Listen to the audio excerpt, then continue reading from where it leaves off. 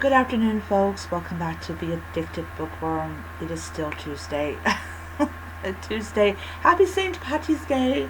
Last week, I actually bought some St. Patty's Day buttons. So, I will be choosing one of these to wear to work. I will tell you, that is one of the things I do like about my job, is that I can actually put on something like that and wear it. My Five Guys job, I was not allowed to do that. So, yeah. Alright, so I have been on my Kindle, and I'm going to talk about two books. So this one is the one I showed you early this morning after I finished Pride and Prejudice, and I have basically started it like this is how much I've read and this is how much I have to go. Tomorrow I'm going to read 10 chapters of the book, and I should be well past 20% of the book when I get done with it. I'm at 10% of this book. So, yeah.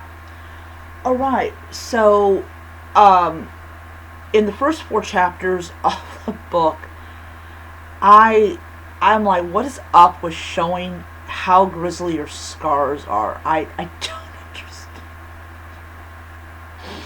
I don't understand it. They're showing off their scars. Like, oh, I got this scar. Oh, look at my toe. I got this scar. Oh, look, I got... Oh, seriously, people. It's two guys that are showing their scars, trying to impress each other with how grisly they could possibly... Oh, seriously. Really? And then we find about, so there is a character that appeared, I believe the book was published like 2 years ago. This is after the events of Aragon, and we find out that the character that's going to be in that book actually had to swear an oath to the king, and it bounded him and his dragon to serve our villain. And I always, when I read about how magic works in a fantasy world, it always amazes me about how the author figures things out. Even my magic system, which is heavily based on gender, in my fantasy world, women are the ones who allow boys to actually have magic, and the cost of giving it to them is their lives, or their life. And then you have this girl that's born, she has magic, not just the gene, but she actually can do magic, and it kind of makes her an oddity in this world. But I really had to think long and hard about how was I going to show a world that is dominated by sorcerers and magicians and things like that, when it is the women who are the ones who give the dudes their power, and they're not even like acknowledged or respected in that way, which is, people are going to say, oh my god, that's so bad. It is, but so, and there's going to be there's going to be conflict, between this girl who finds herself with the ability to do magic in a world where she is an oddity, until, of course, we have the villain in the story, which actually is another woman. Anyways, and I've yet to figure out like what she looks like, and what are her motivations for being a total asshole. So yeah, it's not what you think. It's not what you think. Anyways, so in this particular magic system, we have the writer and his dragon, and they have magic and everything. But this one, you have this battle that exists, and people being pressed into service just so they can try to capture this one person. And I'm just like, you're not going to war against an army or a country. You're going to war against a kid. It just amazes me. It does. Alright, Then I started reading Murder on the Links by Agatha Christie. This is the third book that Agatha Christie published um, in the, I believe, the 1920s. And of course, this is the second Hercule Poirot book, and there is a mention of the first book he was in. And we find out that this man was murdered while playing golf. I don't know if he was hit in the head with a golf ball or somebody shot him. No idea. So I wanted to start this book yesterday. However, I was so busy with Pride and Prejudice, I did not start it. So I'm actually on track. I'm going to go back into the book and see how many chapters there actually are in the book, and then I will do that accordingly.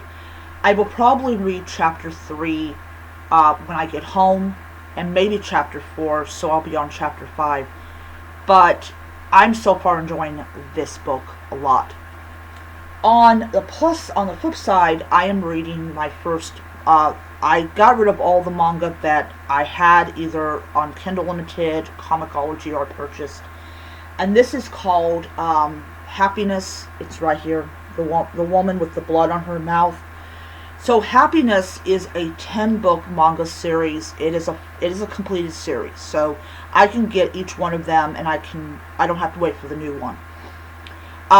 So this is like a manga series I definitely will be getting the whole 10-book series because it's completed.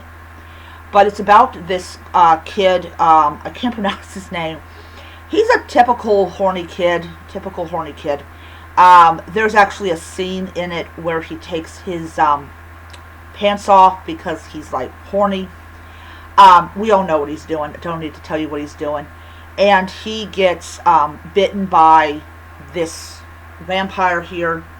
And she asks him the question that all vampires ask if they decide to turn someone: do you want to die this way? And he says, I don't want to die. And that is all the words she needs. She has him drink from her, and now he is a vampire. However, he does not realize that is what he is. And he doesn't realize that he is about to become a monster. So, I am on the second chapter of this book. There's 7 chapters total in it. I am really liking I'm going to say this. I really like how the Japanese approach the topic of vampirism, because it is a blood sharing, a fluid sharing type of thing where she drinks from him and then he drinks from her. It's very sexual. People say that the act of becoming a vampire is based heavily on fluids and you can say sex. I'm going to definitely go on to the whole thing about that. Yeah, vampirism is a very sexual thing because the exchanging of bodily fluids is very sexual. It has sexual connotations, and it definitely is, and also the fact is that you're drinking from someone who just violated your space and doesn't care about your humanity. They want something from you, and that is your blood. And the thing about it is that I feel like that a lot of the loyalty that vampires have to the one who made them is all based on this fear or this codependence on the one who made them. So yeah, you see that a lot of like vampire horror movies where there is that codependence on the person who made them. You really definitely see that like in like the movie Sinners, where he has them under his control, and they don't have any kind of they don't have any kind of like self-preservation. It's all about getting into where the food is at, and how it's kind of like the Borg hive mind, where they, their bite, they turn. It's like an automatic turning. It's like they just can't feed on, the person, just let them go. Once you're fed on by these vampires in the movie, you become a vampire. You become reliant on that community, because really, until you get to be a couple 100 years old, you are prey for, but it's interesting about it. And also it's like